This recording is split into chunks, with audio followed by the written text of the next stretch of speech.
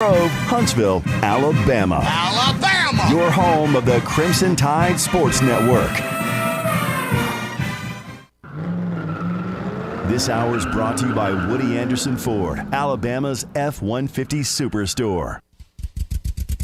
Welcome to The Drive with Wes Neighbors and Steve Moulton. Call into the Neighbors Wealth Management Hotline, 256-576-4977. That's how I roll. And I'm not going to drink and drive anymore. That's 256-576-4977. Now, here's Wes and Steve. It is indeed a Monday. Welcome into The Drive, along with Wes Neighbors. Steve Moulton here with you. As per usual, here during football season, it is a 1-hour sprint today, so feel free to hop on the Neighbors Wealth Management Hotline as we are done at 6 o'clock tonight, and we'll make way for Crimson Tide Rewind and what was, for all intents purposes, a tune-up game for the Crimson Tide as they now get ready to take on Ole Miss. Wes, did you see the line that initially opened in the Ole Miss-Alabama game? No. 20. You know, it's not there now, but what is it now? 14. That's surprising. Usually when it moves that much, it goes the other way. In other words, it's going to be somewhere between 14 and 20. Normally when it goes down that much. I was guessing between 8 and 10. Who's Ole Miss played? Yeah. The bye week. The bye week. I mean, they haven't played anybody. Yeah, they're going to score points, but they're bragging about this defense, and maybe it's good, maybe it's not.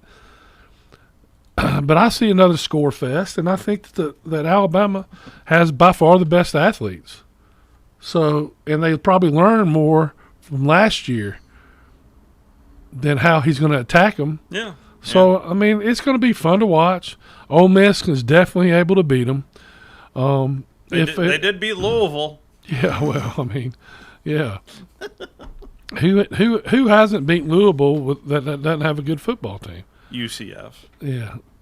Well, again, exactly what my point is. So, I mean, and you know, Clemson's. I've been telling everybody their offensive line is terrible, and it took NC State, who got beat by Mississippi State by 3 touchdowns. Mm-hmm. So, I mean.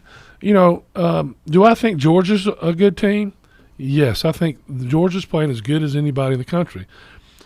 But who have they beaten? Also, Clemson. I mean, yeah. Clemson now has 2 losses, and they'll have 3 or 4 before the end of the year because their offensive line is not any good. Who's Georgia scored on? You know, that's you kind of look at the different things. Everybody has. I think we know what Arkansas is. Yeah, well, I think we know what Arkansas is, and I think we know what Georgia is. Georgia's a good football team. Arkansas is a good football team.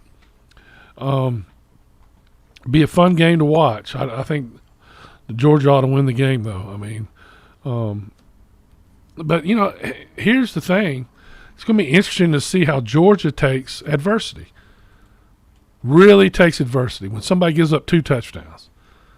You know, playing in a hostile environment, which, of course, they're at Georgia, so it won't be a hostile environment. That's what's going to be interesting to me. I think Florida's a good team. You know, Texas A&M, they got a right guard and a right tackle that are both true freshmen.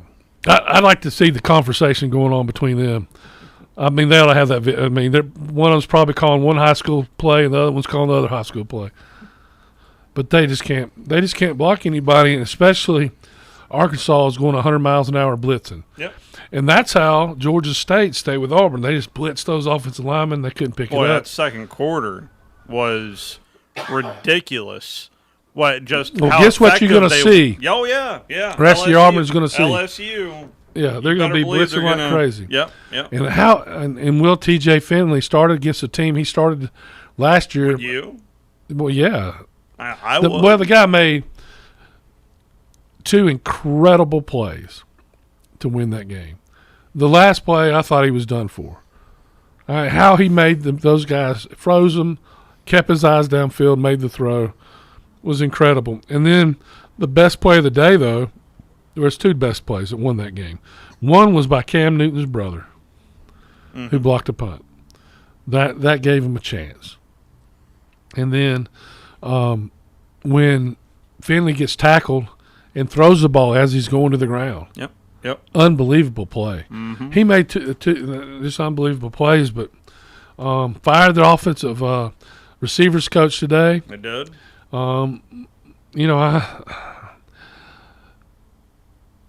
I was taught no matter what, you never keep anybody, maybe one person at the most from another staff.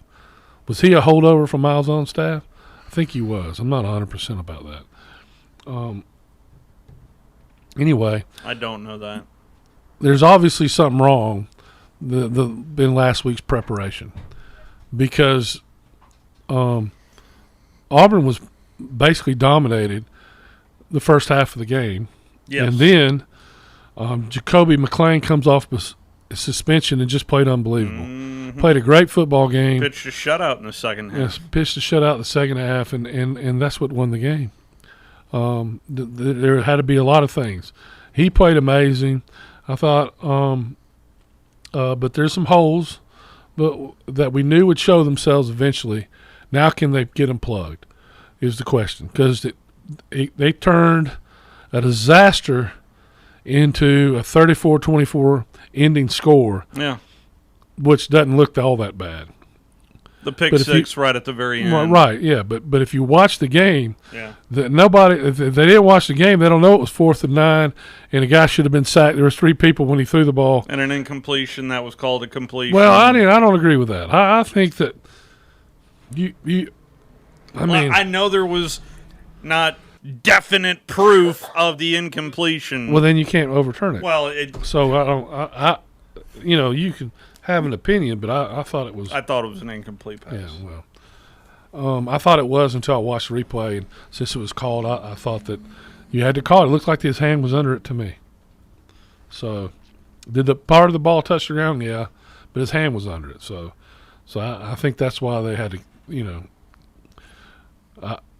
Anyway, it was not a very good game, or in any sense of imagine, by Auburn, and. Everybody's talking about the quarterback. What about the running back? Yeah. He didn't play the last series. They put him on the bench. Fumbled. I don't know if he fumbled early in the game. I didn't start watching the second half. I mean, I saw the score, and I was like, oh, my goodness. I mean, Friday I couldn't even remember who they were playing. So, it was another good week of college football, though. It was? A bunch of entertaining games. Did you watch the LSU-Mississippi State Watched game? part of it. Mississippi State came back. Man, they always do in the fourth quarter. Yeah, but they always lose. Not always. I've never seen them come back from a fourth quarter deficit. I've seen them come close a bunch. Louisiana Tech, they were down by 3 touchdowns in the fourth quarter and came back and won. Okay. I'm talking about an SEC school, not. You didn't say that. You didn't say that. Well, they don't count, Steve. Sorry. Well, Missouri found out non-conference games count. Well, yeah. they losing in overtime. They couldn't stop to the undefeated Eagles of Boston College. Their defense isn't very good. No, not very physical at all on the offensive line as well. Yeah, there are a lot of offensive lines that are playing young people, including Alabama. I thought Alabama's offensive line did get better this week, though. Did you? Yes, absolutely. They've always pass blocked well. They picked up some pretty intricate blitzes this past week too. Anyway, is Vanderbilt really that bad, or is Georgia really that good? Steve, you have to ask that question. Come on, they got beat by East Tennessee State. But then they turn around and beat Colorado State. So what? Now they're a 2-touchdown favorite at home to UConn this week. Yeah, who beat UConn this past week? I mean, listen, Georgia has a good football team, but again, they haven't played a great football team. Clemson is not a great football team. Florida will be a great test. Arkansas is going to be a good test. Because I tell you one thing, Georgia might beat Arkansas, but they're going to know they've been in a football game. Yeah. Arkansas is playing with they don't care. they're on a roll, and they're gonna come 100 miles an hour. Now they didn't tackle well, I didn't think, against Texas A&M like they have been.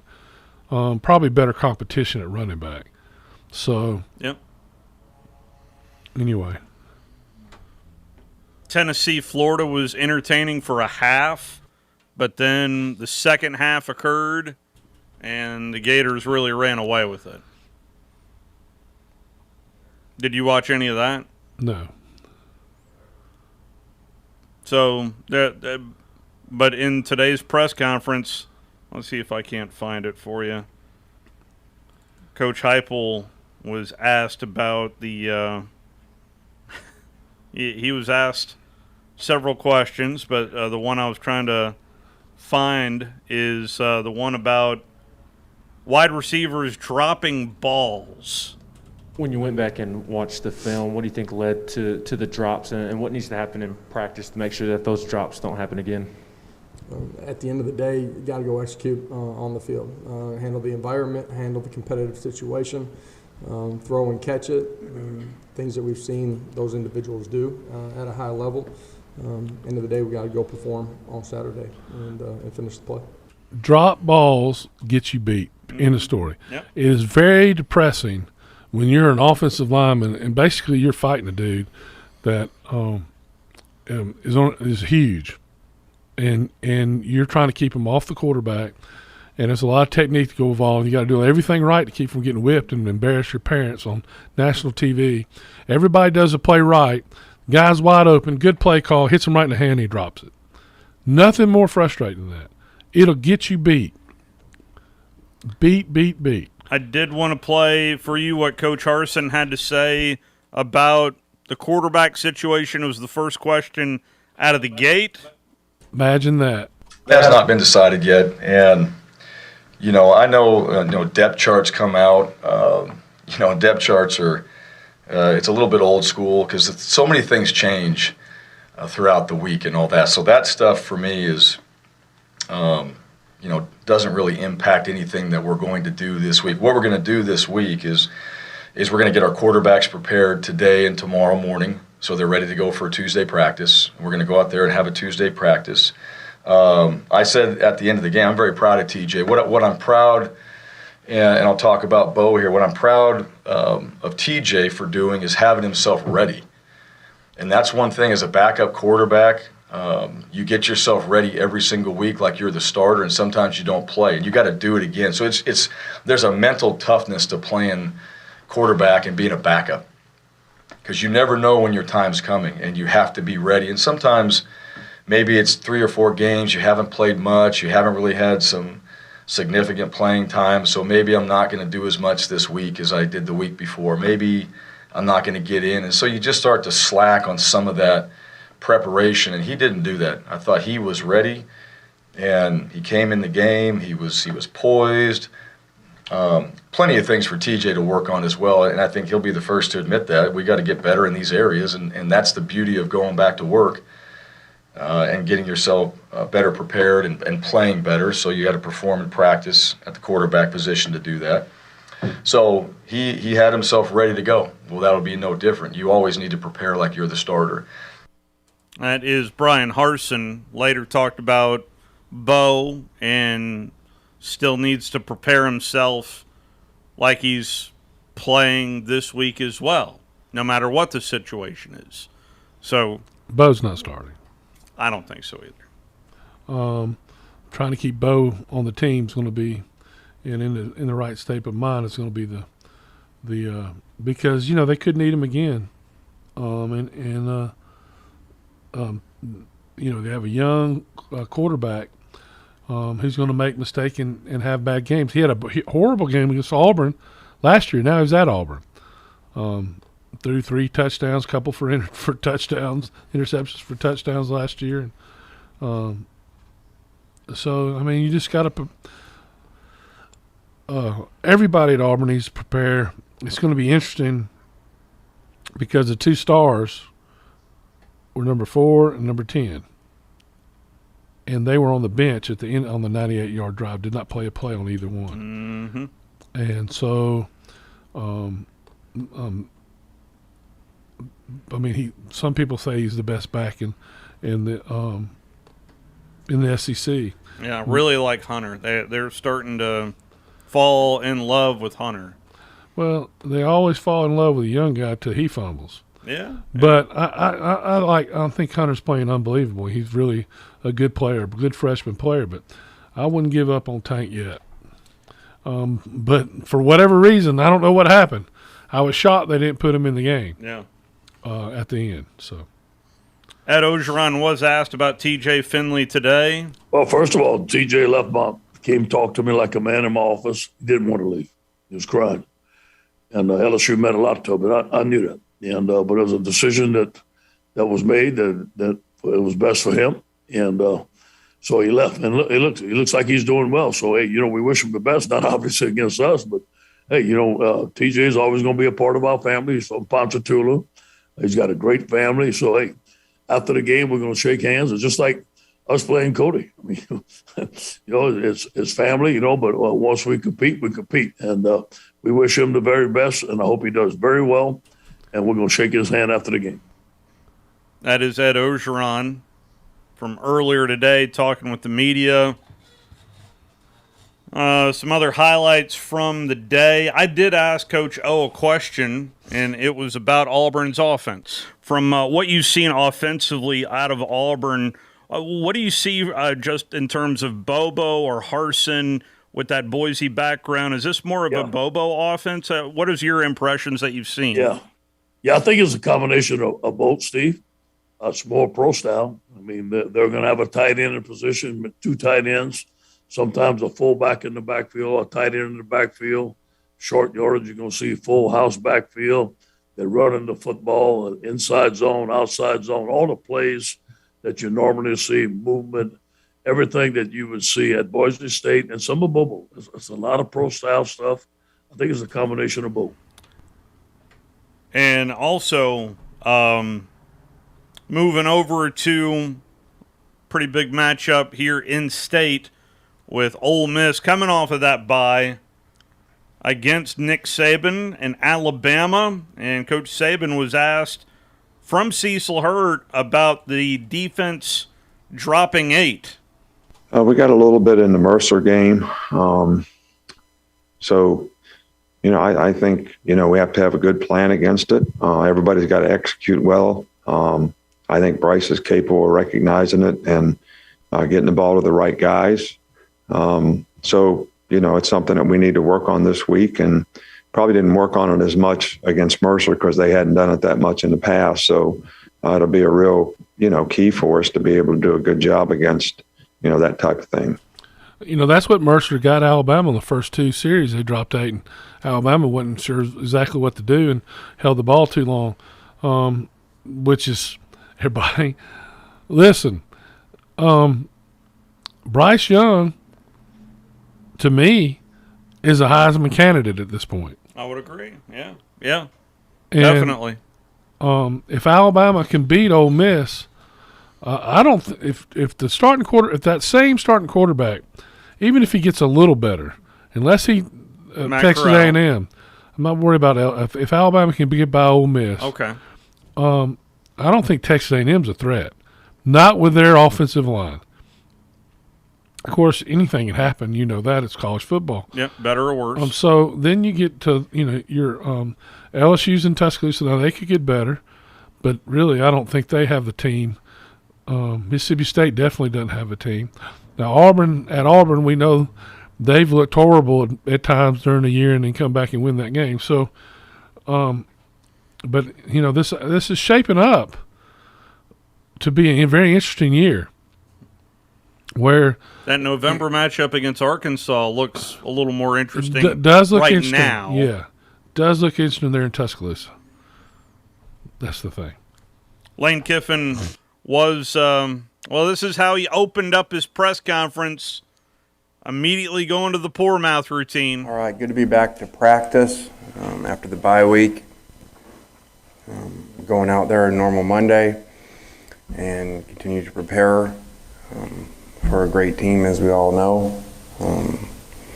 Like I said last week, don't see any holes in this team, and kind of like I said, referred to, with free agency, if they did have them, at receiver or linebacker, they filled them. So it'll be very challenging, not just to play them, but to play there.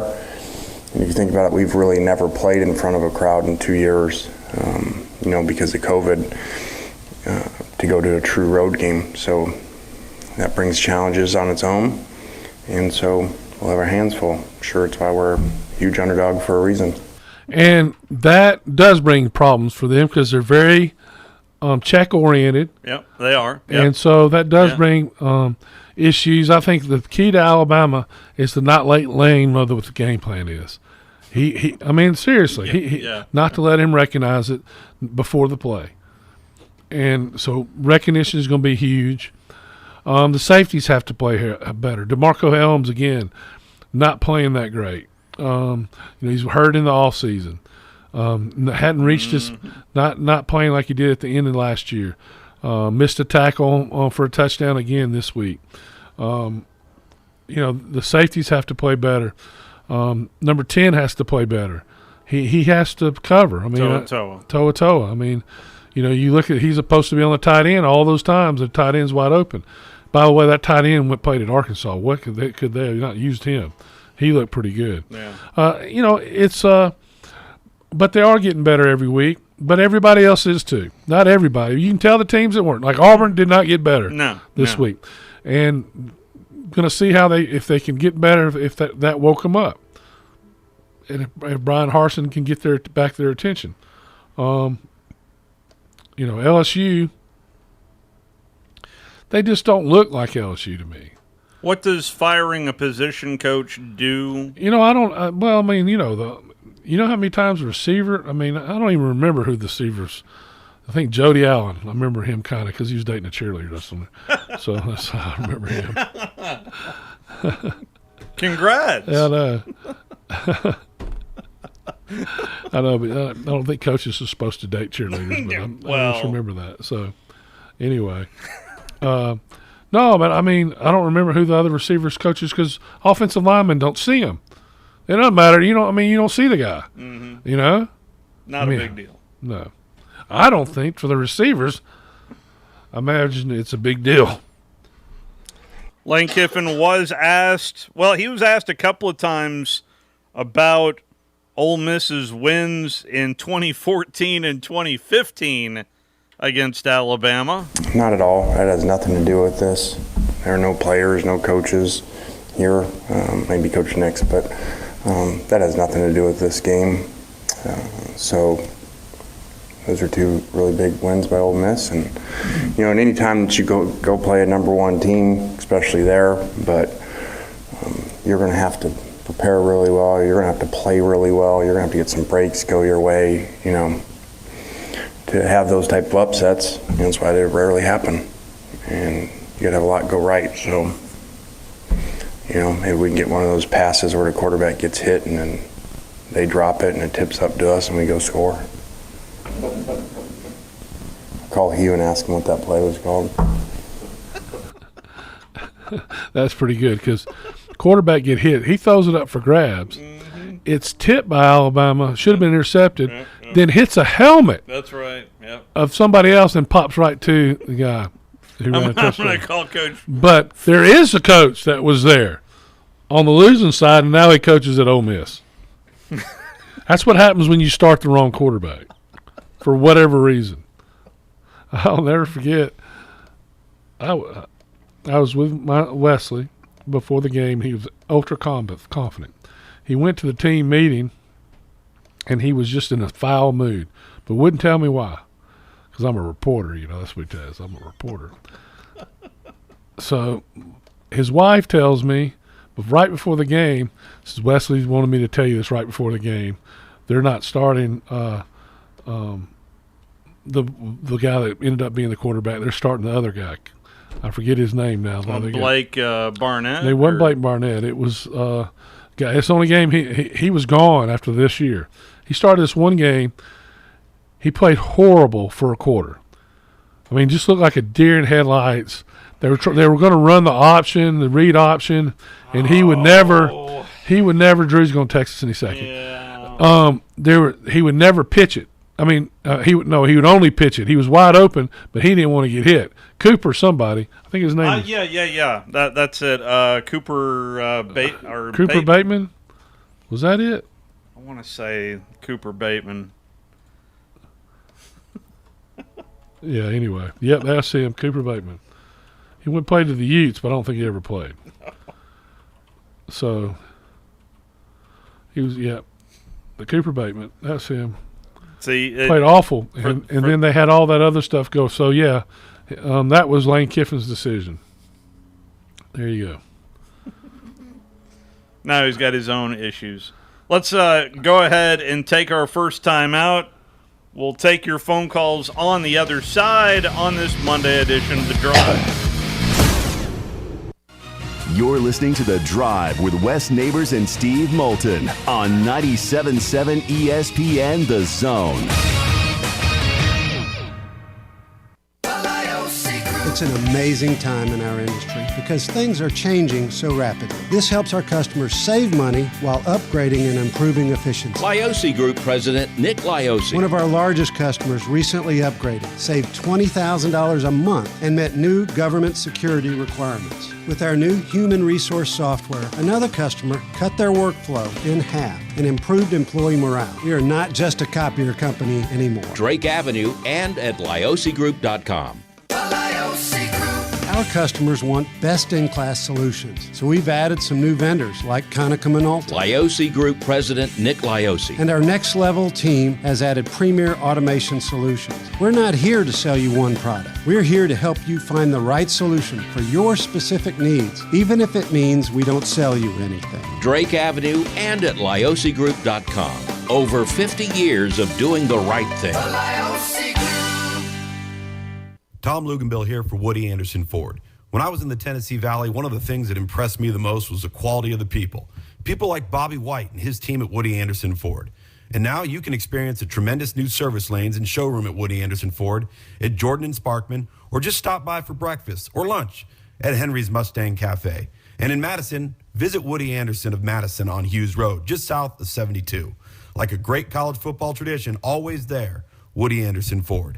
Guys, when we were 20, we never had to worry about spontaneity. And now that we've gotten older, spontaneity has been replaced with pills and injections. We're just trying to keep that intimacy, but it's taken away from spontaneity. At Advanced Life Clinic, we now offer GainsWave, which uses sound waves to non-invasively treat this issue with no need for pills or injections. Just give us a call, 256-888-9367, or check us out online, advancedlifeclinic.com. When I chose a garage door company, I did my homework. I needed Precision Overhead Garage Door Service. They have a 5-star Google rating. I checked their reviews and liked what their customers had to say. Precision Overhead Garage Door has lifetime warranty packages. Same-day service if I call before 2 p.m. If they can't make it the same day, my service call fee the next day is waived. They did a 25-point safety inspection on the door and operator. Now that's peace of mind. Residential, commercial, and gate services. Precision Overhead Garage Door Service. Call 256-400-4500. Mark and Henry McDaniel, attorneys at law, are proud alumni of Madison Academy, and Madison Academy is proud of them. They have served our community through their practice, through volunteerism and service on national, state, and local boards. They explain the complexity of critical court rulings on local media. Their successful practice has been built on integrity. Both are veterans of MA Athletics and proud sponsors of Mustang football. McDaniel and McDaniel, attorneys at law. No representation is made that the quality of the legal services to be performed is greater than the quality of legal services performed by the lawyer. Hi, everybody. Eli Gold here. Right now, indoor air quality occupies top-of-mind awareness for families and business owners. Rick Smith and the trusted professionals at Environmental Comfort Systems can take care of your indoor air quality concerns with their state-of-the-art indoor air quality solutions. Environmental Comfort's indoor air quality systems remove 99.9% of airborne contaminants, so you and your family can breathe clean, fresh air. If anyone in your family suffers from allergies, or if you just want the security of knowing the air you breathe inside your home is free from viruses, bacteria, pet dander, dust, and odors, Environmental Comfort Systems are the professionals to call. Environmental Comfort also carries state-of-the-art, high-efficiency comfort systems that increase home comfort, keep humidity in check, and help you save money on your energy bills. Give my friend Rick a call or visit them online at envcomfort.com and and breathe cleaner air today. Environmental Comfort Systems, Alabama license number 92314. This segment of The Drive is brought to you by Woody Anderson Ford, located online at woodyandersonford.com with 2 locations, Hughes Road in Madison and Jordan Lane in Huntsville.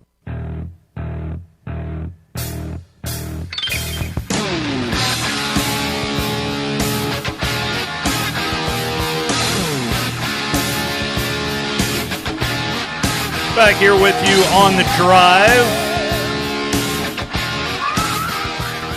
Along with Wes Neighbors, Steve Moulton back here with you.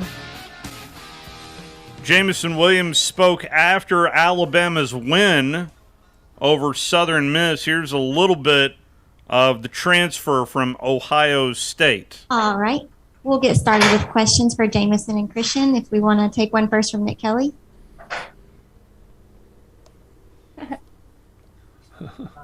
Could you just talk about that?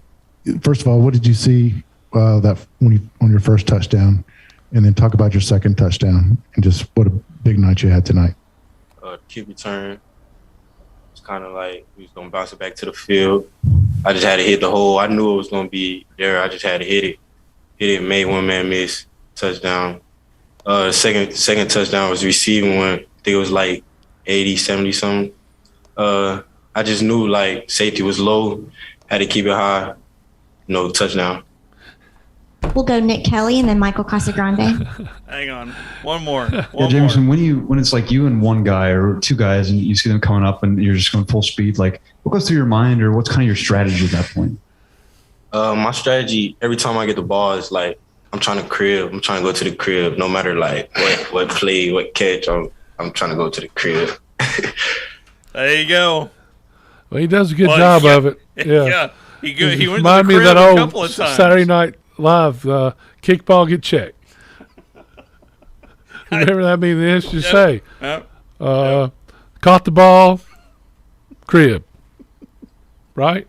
That's pretty much. Yeah, that's what it was. All 3 plays. Made a gun guy miss, crib.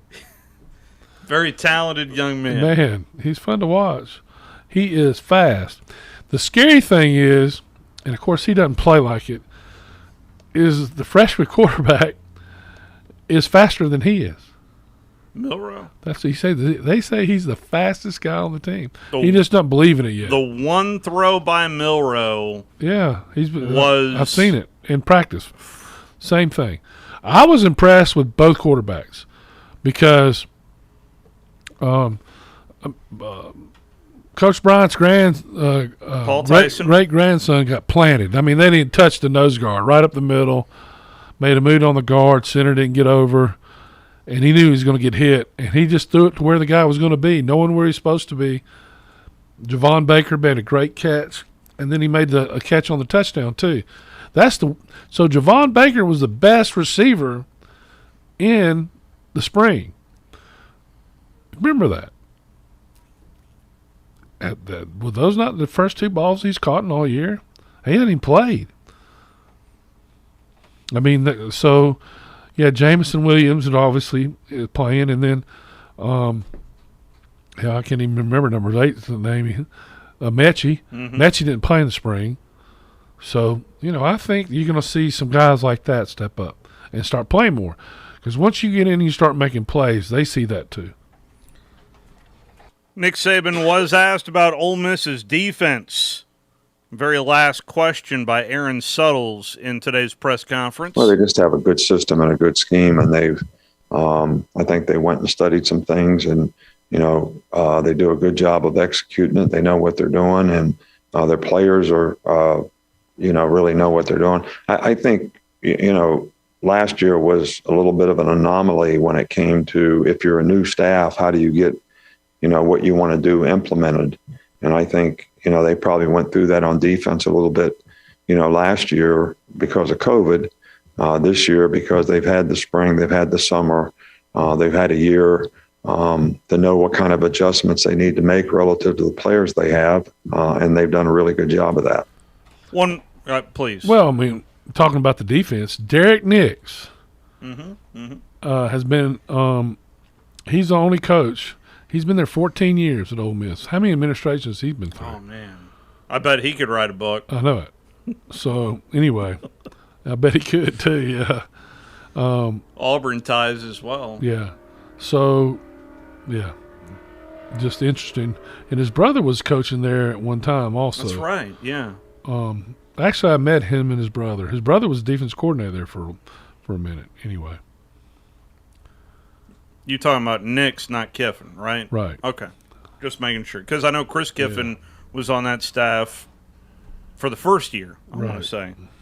Lane Kiffin was asked, why does Alabama stay on top in college football? Nick Saban. I'll play more. Nick Saban. I mean, Alabama's been around a long time. They hadn't won like this, for a long time, or won big for a long time. So it's not like it's just a school. It's one person. So he's been able to maintain it through tons of different players, tons of different coaches, more coaching turnover than I bet anybody's ever had. And so it's by the way that he works. And probably more important than anything, the way that he recruits. They got great players. I think last year we played them here and, they had 6 first-rounders. We had 2 draft picks. So he's dominated in recruiting, and now with free agency, he gets to add on to that. And he said it himself when first asked about, free agency that, was going to make the rich richer, and he was right. Lane Kiffin. Well, they used the portal more than anybody, but he's doing a good job. I think Kiffin's actually interesting. He is as far as he's doing a better job interviewing, don't you think? He's getting there. He's getting there. I mean, he had a long way to go from that first. Anyway, he was asked about rat poison. That was new. Somebody must have given it to him after I left. So I just think it's really good, especially the way he explained it. It's like drinking rat poison. It's pretty good. So I would say Lonnie or Dr. Elko must have given him that one. It's pretty good. Yeah, so he knows all the things people get. Yeah. Yeah. He knows the filtration system. Right. There in so I'm sitting here looking at all these ties stuff from Alabama and the Ole Miss staff. From Zach Higginbotham, Wilson Love, Michael Niswander, all those guys were at FAU. Niswander. He was actually Connor's roommate when he was down there. Monty Kiffin is an analyst. Pretty good analyst. Yeah, pretty good analyst, wouldn't you think? Yeah. Of course, Tom Luke, whose dad is the offensive line coach. Yeah, that's Matt Luke's son. That's Matt Luke's son. And then Austin Shepard is a graduate assistant. Actually, Devon Brown, who was a defensive back for FAU, was really close with my son. Interesting. Of course, Derek Nix is from Atala. Has been over there forever. Mm-hmm. And looking at Terrell Buckley. Yeah, I forgot about him. Yeah, this is a cornerbacks coach. So really good staff. Coach has done Lane has done a good job of in year 2 making Ole Miss relevant again, and it's kind of fun to see them and Arkansas that are both relevant again. When a couple years ago they were horrible. Well, on the subject of Arkansas, they're also a significant road underdog at Georgia. Sam Pittman was asked about the accuracy on the deep ball, to which he went here about his time playing quarterback back in 7th grade. I don't know what you credit the accuracy on long balls. I played quarterback in 7th. I went from right guard to 6th grade. I was right guard. 7th grade, I was quarterback, and we really didn't throw the ball deep. I was more of a rollout guy. So I really don't know exactly, on the long balls. Here's what I do know: you put enough air under it, we got guys that can go get it. And if you win off the ball and you put enough air under it, we've got guys that'll go get it. We practice it a lot. the one with Burks was there was a guy right in KJ's face. They had done a TE twist, and the end came around on us, and it was an aggressive set. So you're going to be a little vulnerable.